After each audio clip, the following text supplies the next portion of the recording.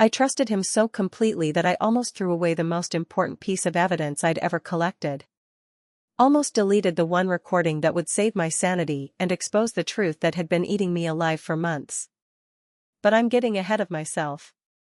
Let me start from the moment I first heard him whispering in our kitchen at 2 a.m., thinking I was fast asleep. You know that feeling when you wake up and something just feels off? Like the air in your house has shifted, like someone's been moving through your space while you were unconscious? That's exactly what jolted me awake that Tuesday night in March. The apartment was supposed to be silent. Marcus was supposed to be next to me, breathing that deep, steady rhythm I'd grown accustomed to over our 2 years together. Instead, I heard his voice. Low, careful, almost tender in a way that made my stomach clench. I lay there in our bed, every muscle in my body rigid, straining to make out the words floating from our kitchen. The hardwood floors of our downtown apartment carried sound differently at night. Everything seemed amplified, more intimate somehow. I know, baby. I know it's hard. His voice was barely above a whisper, but I caught every syllable. Just a little longer, okay? I promise. Baby. He called me babe. Sometimes honey when he was being particularly sweet. But baby? That was new. That was different. I slipped out of bed, my bare feet silent on the cold floor. The hallway stretched ahead of me like a tunnel, and I pressed myself against the wall, my heart hammering so hard I was certain he'd hear it. Through the archway to our kitchen, I could see his silhouette backlit by the glow of his phone screen. He was leaning against our breakfast bar, the same spot where we'd shared coffee that morning, where he'd kissed my forehead and told me he loved me before heading to work. She doesn't suspect anything, he continued, and my blood turned to ice water. She's been working late on that Henderson project. Barely notices when I'm here or not. He was talking about me. I was she. Standing in my own hallway, in my own apartment, listening to my boyfriend of 2 years discuss me like I was some obstacle to be managed. I wanted to storm into that kitchen. I wanted to demand answers, to confront him right there under the harsh LED lights we'd installed together last summer. But something held me back. Some instinct told me to wait, to listen, to gather information before I made my move. Yeah, the lease is up in June, Marcus was saying. I can be out by then. Maybe sooner if I play it right. The lease. Our lease. The apartment we'd chosen together, the place where we'd talked about getting a dog, where we'd hung pictures of our families side by side on the mantel. He was planning his exit strategy, and I was apparently the last person who was supposed to know about it. I crept back to bed, my mind racing. Sleep was impossible. I stared at the ceiling, watching the shadows from passing cars sweep across the plaster, trying to make sense of what I'd heard. When Marcus finally slid back into bed 20 minutes later, I pretended to be asleep. He curved his body around mine, his arm draping across my waist in that familiar way that had always made me feel safe. Now it felt like being trapped. The next morning, I watched him over our usual breakfast of coffee and toast. He was scrolling through his phone, occasionally chuckling at something on his screen. The same Marcus who'd been whispering to another woman about leaving me just hours earlier. The cognitive dissonance was staggering. How'd you sleep? He asked without looking up. Fine, I lied. You? Like a rock. He reached across the table and squeezed my hand. You seem tense. Everything okay at work? The casual concern in his voice made me want to scream. Instead, I smiled and nodded, playing the role of the unsuspecting girlfriend while my world crumbled around me. That day at work was torture.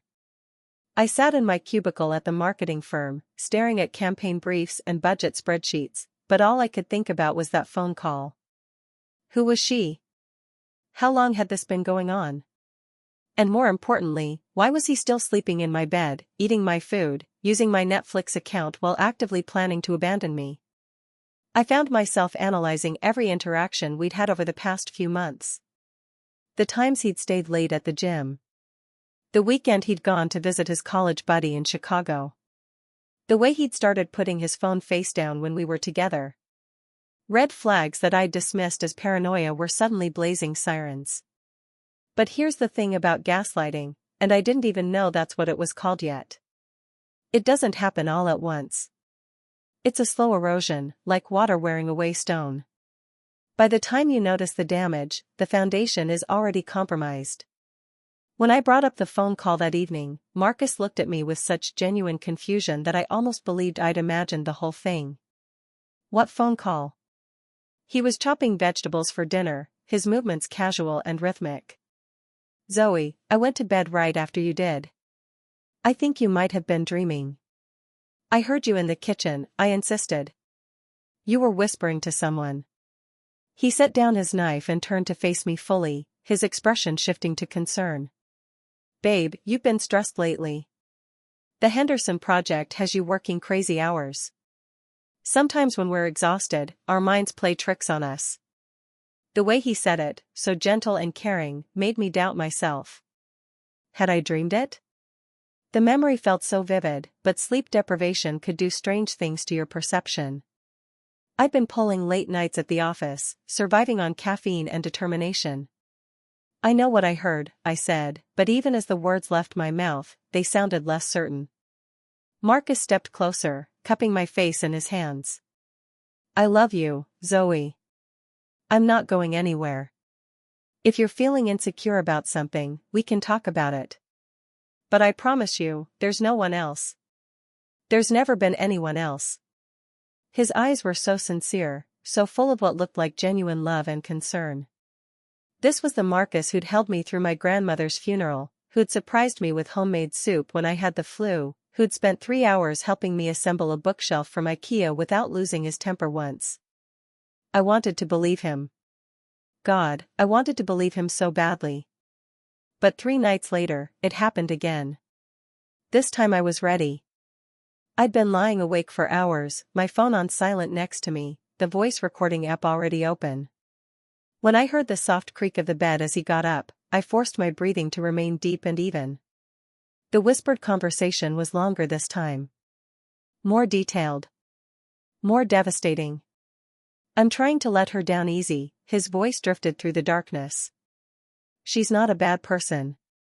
She doesn't deserve to be hurt. But I can't keep living this lie. My thumb hovered over the record button. Part of me didn't want to capture this. Part of me wanted to preserve the possibility that I was wrong, that there was some innocent explanation for what I was hearing. But I pressed record anyway. The timing has to be perfect, Marcus continued. She's got that big presentation next week. I don't want to mess with her career. Maybe after that settles down. How considerate of him, I thought bitterly. Planning his betrayal around my work schedule. I know you're frustrated, baby. I know you want to be together. But we have to be smart about this. If we do it right, everyone wins. She gets to keep her dignity, and we get to be together without all the drama. The recording captured it all. His voice, clear and unmistakable. The pet name that wasn't meant for me. The careful calculation of my emotional destruction. When he finally hung up and crept back to bed, I had 7 minutes and 34 seconds of audio that would change everything. But I didn't listen to it right away. I couldn't. The next morning, I went through the motions of our routine, making coffee while he showered, kissing him goodbye at the door like I had hundreds of times before. The phone felt heavy in my pocket, loaded with secrets and heartbreak. At work, I locked myself in a conference room and played the recording back. Hearing his voice again, admitting to living a lie, discussing me like I was some problem to be solved, made my hands shake. I had to stop the playback twice to catch my breath. But I also felt something else. Relief. Vindication. I wasn't crazy. I hadn't imagined it. My instincts had been right all along.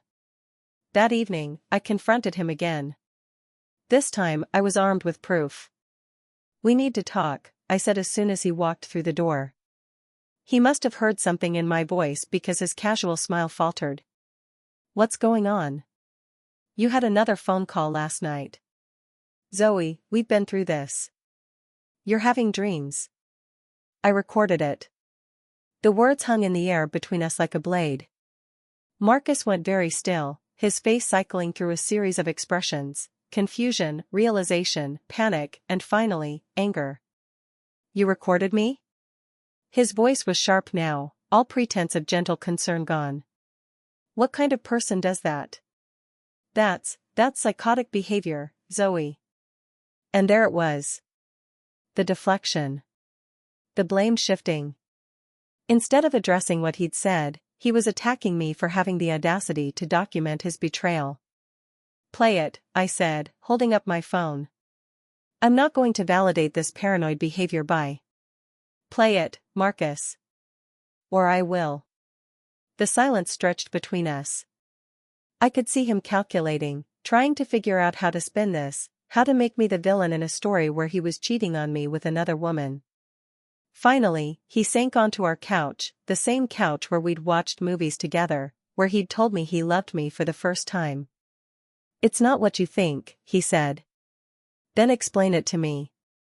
It's complicated." "Uncomplicate it." He ran his hands through his hair, a gesture I'd once found endearing. She's from before. Before us.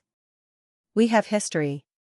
History that involves her calling you at 2 a.m. and you making plans to leave me? She's been going through a rough time. Her mom died last year, and she's been struggling. She needed someone to talk to. Even now, even caught red-handed, he was trying to manipulate me. Trying to make his emotional affair sound like charity work. "Cut the crap, Marcus. I heard what you said. About the lease. About letting me down easy. About living a lie." His shoulders sagged. For a moment, he looked like the boy I'd fallen in love with, vulnerable and lost. Then he straightened, and I saw something cold slide across his features. "Fine," he said. "You want the truth? Here's the truth. I'm not happy. I haven't been happy for months. But I didn't know how to tell you because you're so intense about everything. You make mountains out of molehills. You catastrophize. I knew if I tried to have a normal conversation about our relationship, you'd turn it into some big dramatic thing." The gaslighting was masterful. He was rewriting our entire relationship, painting me as the unstable one, the one who couldn't handle adult conversations. Making his betrayal my fault. "So you decided to cheat instead?" "I didn't cheat. I talked to someone. Someone who understands me.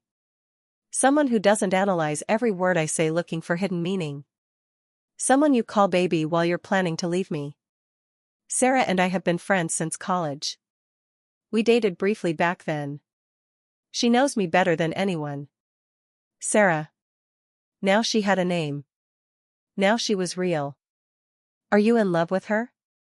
The question hung in the air. Marcus looked at me, and for a moment, I saw something that might have been regret. But then he nodded. Yes. That single word felt like a physical blow. 2 years of my life, reduced to a single syllable.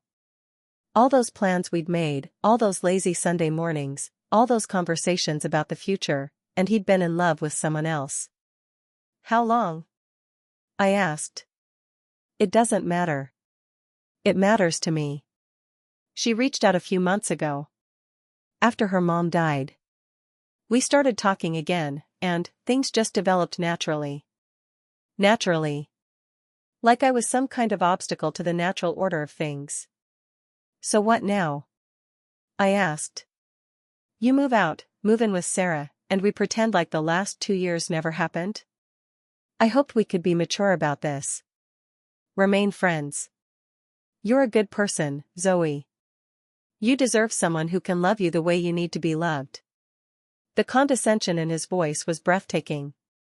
He was framing his betrayal as a favor to me, like he was setting me free to find real love while he ran off with his college sweetheart. "Get out," I said. "Zoe, let's talk about this like adults. Get out of my apartment. Now. Technically, it's our apartment. Both our names are on the lease. Then I'll leave. But I'm not spending another night under the same roof as you." I packed a bag while he stood in the doorway, still trying to convince me that he'd been the considerate one, that he'd been trying to protect my feelings. Every word out of his mouth made me angrier, but also more determined. I stayed at my sister's place that night, playing the recording over and over. Emma listened to it with her mouth hanging open, her anger building with each replayed second. "This is incredible," she said. "Not incredible good, obviously. Incredible terrible. But Zoe, you have to understand what this is. This is emotional abuse. This is gaslighting. He's been making you question your own reality." That was the first time I heard the term. Gaslighting.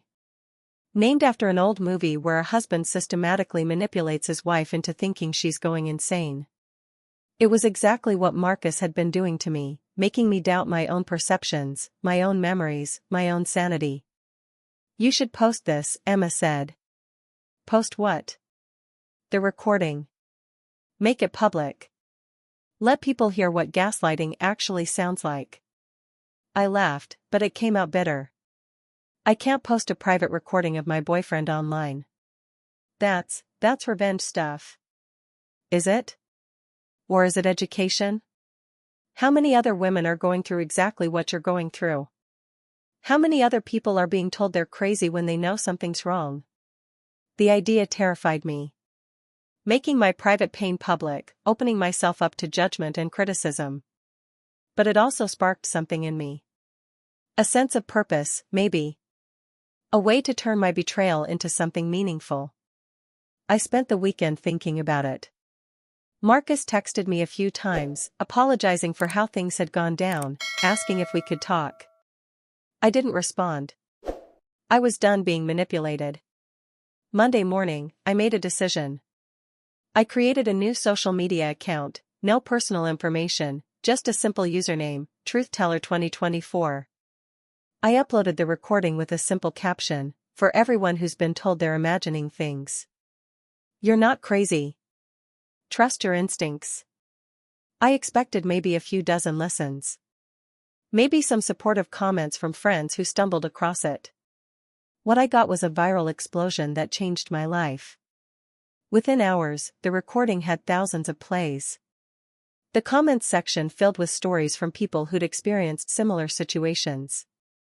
Women and men sharing their own experiences of being gaslit, of being told they were crazy for noticing obvious red flags, of being made to doubt their own reality. The story grew legs. Online publications picked it up. Relationship experts started referencing it in articles about emotional abuse. The recording became a teaching tool, a perfect example of how gaslighting works in real time. But it also became something else. It became a rallying cry for people who'd been silenced, who'd been told their feelings didn't matter, who'd been made to feel like they were losing their minds. Marcus tried to do damage control. He posted his own response, painting me as a vindictive ex who'd violated his privacy. He tried to spin the narrative, to make himself the victim of my unstable behavior. But the recording spoke for itself. His voice, his words, his calculated manipulation. No amount of after-the-fact explanation could change what people heard with their own ears. The response was overwhelming. I started getting messages from people thanking me for sharing their truth. Therapists reached out, asking if they could use the recording in their practices. Domestic violence organizations wanted to include it in their educational materials. I also heard from Sarah. She'd seen the viral post and realized that Marcus had been lying to her too. He'd told her I was emotionally abusive, that he was trapped in a toxic relationship, that he was afraid to leave because of how I'd react. The recording showed her the truth, that he was perfectly capable of calculated deception, that he'd been playing both of us. She left him before he could leave me. There was some poetic justice in that, I suppose. The attention was intense and sometimes overwhelming. There were supportive comments, but also harsh criticism. Some people accused me of being vindictive, of destroying a man's reputation over a relationship that simply wasn't working. Others questioned my motives, wondering if I was just seeking attention or trying to get revenge. But for every negative comment, there were 10 positive ones. People sharing their own stories of gaslighting, thanking me for giving them a name for what they'd experienced, telling me that hearing the recording had given them the courage to leave their own toxic situations. A few months later, I got a message that made everything worthwhile. It was from a woman named Jessica who'd been in an emotionally abusive marriage for 8 years. She'd stumbled across my recording during a particularly dark period when her husband had convinced her that her concerns about his behavior were signs of her own mental instability. "Your recording saved my life," she wrote. "Not literally, but it saved my sanity. It showed me that I wasn't crazy, that my instincts were right, that I deserved better." I left him 2 weeks after hearing it. "I'm in therapy now, rebuilding my sense of self, but I'm free. Thank you for being brave enough to share your truth." That message made every criticism, every nasty comment, every moment of doubt worth it. I'd turned my personal betrayal into something that helped others. I'd transformed my pain into purpose. The recording continued to circulate, becoming part of a larger conversation about emotional abuse and gaslighting. It was featured in podcasts, discussed in therapy sessions, and included in educational materials about healthy relationships. Marcus eventually moved to another city, probably to escape the attention. I heard through mutual friends that he'd tried to reconcile with Sarah, but she'd seen through his manipulation tactics. Apparently, once you recognize gaslighting for what it is, it's hard to be fooled by it again. As for me, I stayed in our apartment. I kept the lease, redecorated the space, made it mine. I started seeing a therapist who specialized in emotional abuse recovery. I learned about trauma bonding, about love bombing, about all the subtle ways manipulative people undermine their victims' sense of reality. I also learned about my own patterns. Why I'd been drawn to someone like Marcus, why I'd doubted myself even when my instincts were screaming warnings. Recovery wasn't just about recognizing his manipulation, it was about understanding my own vulnerability to it. The viral recording opened doors I never could have imagined. I was invited to speak at conferences about domestic violence awareness. I started a blog about recognizing and recovering from emotional abuse. I even wrote a book, using my experience as a starting point for a broader discussion about gaslighting and its effects. But perhaps most importantly, I learned to trust myself again. That recording wasn't just evidence of Marcus's betrayal, it was proof that my instincts were sound, that my perceptions were valid, that I wasn't the unstable, paranoid person he'd tried to make me believe I was. The comments on that original post have now reached into the tens of thousands. People from all over the world sharing their stories, supporting each other, finding strength in shared experience. What started as my private heartbreak became a public resource, a tool for healing and education. Sometimes people ask me if I regret posting it. If I wish I'd handled things differently, kept my private pain private. The answer is no. Not for a second. That recording exposed more than Marcus's betrayal. It exposed the insidious nature of gaslighting, showed people what it sounds like when someone systematically undermines your reality. It gave a voice to everyone who's ever been told they're crazy for noticing obvious lies, for trusting their instincts, for refusing to accept someone else's version of their own experience. Every person who's reached out to thank me, every story of someone finding the courage to leave a toxic situation, every moment of recognition when someone realizes they're not alone in their experience, makes sharing that recording one of the best decisions I've ever made. Marcus thought he was so clever, so careful in his manipulation. He never imagined that his whispered conversations would become a masterclass in gaslighting, that his private betrayal would become public education. He underestimated the power of truth, the relief people feel when they finally have proof that their reality is valid. The recording is still out there, still helping people recognize manipulation when they see it. Still giving people permission to trust their instincts, to believe their own experiences, to refuse to be gaslit into submission. And every time someone shares their own story in the comments, every time someone says, "This helped me realize I wasn't crazy," I'm reminded that sometimes the most powerful thing you can do is simply tell the truth. The most painful betrayals can become the most meaningful contributions. Sometimes you have to record the lies to reveal the truth. Sometimes you have to make your private pain public to help others heal their own wounds. That 7-minute recording changed everything for me. It ended a toxic relationship, exposed a master manipulator, and launched a new chapter of my life dedicated to helping others recognize and escape emotional abuse. But most importantly, it gave me back my voice. It proved that I could trust myself, that my perceptions were valid, that I deserved better than being gaslit and manipulated. If you're reading this and something resonates, if you recognize yourself in my story, if you've been told you're crazy for noticing things that don't add up, please know that you're not alone. Your instincts are probably right. Your reality is valid. You deserve to be heard, believed, and treated with respect. Trust yourself. Record the truth when you need to. And never let anyone convince you that your reality isn't real. Thanks for listening to my story. If you've experienced something similar, share it in the comments. Sometimes the most healing thing we can do is break the silence together. Hit subscribe if this helped you see something more clearly. Sometimes the truth is the most powerful thing we can share.